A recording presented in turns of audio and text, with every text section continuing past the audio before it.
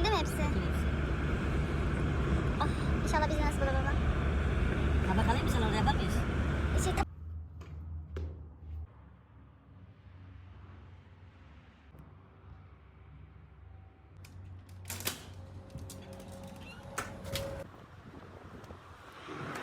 Çektin mi?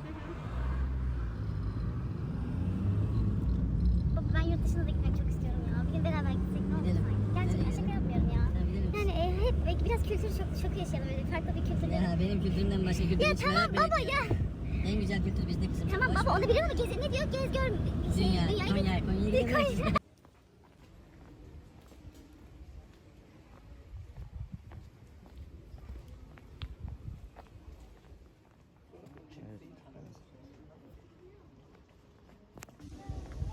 Cehri zikir bunlardan. Bir akşam geldik burada eski cami. Sesli yani. Aha, sesli anlamına geliyor Cehri. Güzel yapmışlar. Evet, Daha düzenleme devam ediyor. Buradan özel bir şey var mı? yok. Ama gezelim istedim. Hadi gidelim.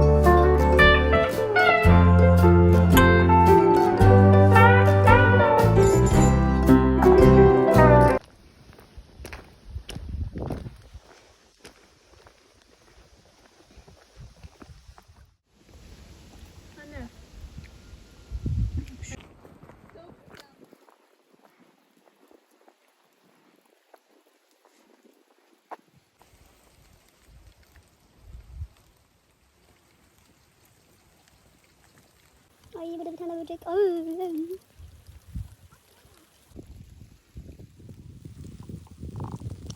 Bunları çok almak isterdim. Hadi koy.